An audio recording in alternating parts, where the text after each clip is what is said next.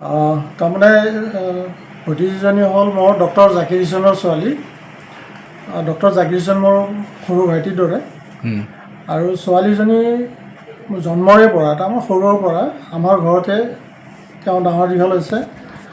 আৰু LLB কৰিবৰ কাৰণে বম্বেত আছিলে।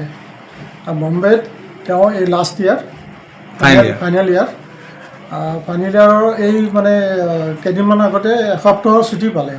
এই ছুটীত হেৰিত আহিছিলে আপোনাৰ ইন্দোৰত আহিছিলে। তাৰপিছত ইন্দোৰত আহি ৰাতিৰ আহাৰ খাই মানে ৰেষ্টুৰেণ্টত তাৰ বন্ধুৰ লগত মানে ফ্ৰেণ্ডৰ লগত ঘৰৰ অভিমুখে গৈ আছিলে। গৈ থাকোঁতে কি হ'ল, ৰাতি বৰষুণ দিলে। বৰষুণত এটা টাৰ্ণিঙৰ হেৰি এটা আছিলে, তাত খম্বা এটা আছিলে, খুটা এটা, তাত হেৰিত ডিভাইডাৰৰ ছাইডত তাত খুন্দা মাৰিলে। খুন্দা মৰাৰ ফলত গাড়ীখন লুটি খাই খেতি পথাৰত পৰি গ'ল। আৰু আমাৰ জিয়া মিৰ্জা তেওঁৰ মানে কি হ'ল, মাথাত লাগিলে। তাৰপিছত ইফালে পিছফালেও লাগি পেলাই থিতাতে তেওঁ নিহত হ'ল। আৰু এই খবৰটো আমি থানাৰ পৰাই আমাৰ ভাইটিয়ে পালে, লগে লগে মোক ফোন কৰিলে।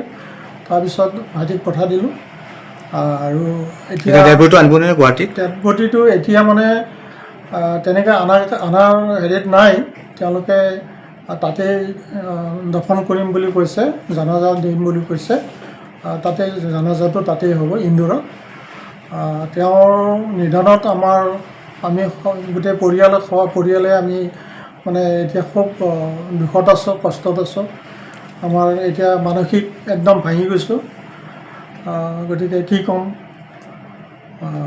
এইখিনি। হয়, জিয়া মোৰ ছোৱালীৰ দৰে সৰুৰ পৰা তাইক দীঘল ডাঙৰ কৰিছোঁ।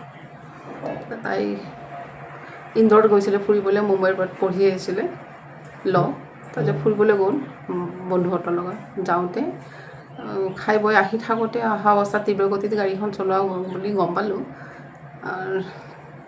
তাইৰ থিতাতে মৃত্যু হয়।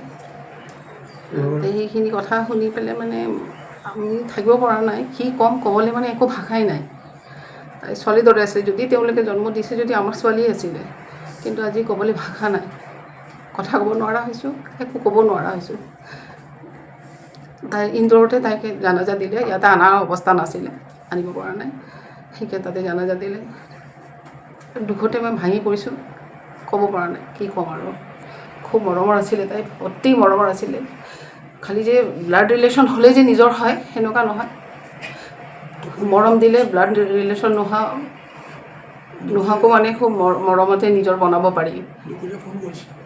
গতিকে সেইদিনাখন মৰাৰ আগমুহূৰ্তত মোক দুপৰীয়া 1.5 ঘণ্টামান মোৰ লগত কথা পাতিলে তাই।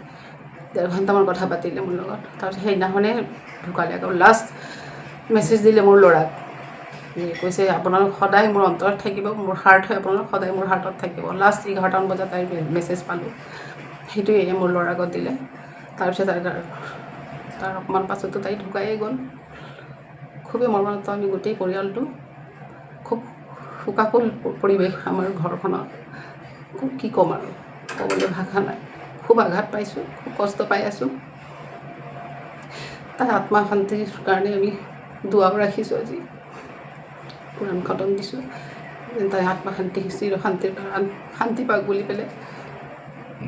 যিকোনো খবৰৰ বাবে যোগাযোগ কৰক 7099017330 লগতে 7099017110 নম্বৰত।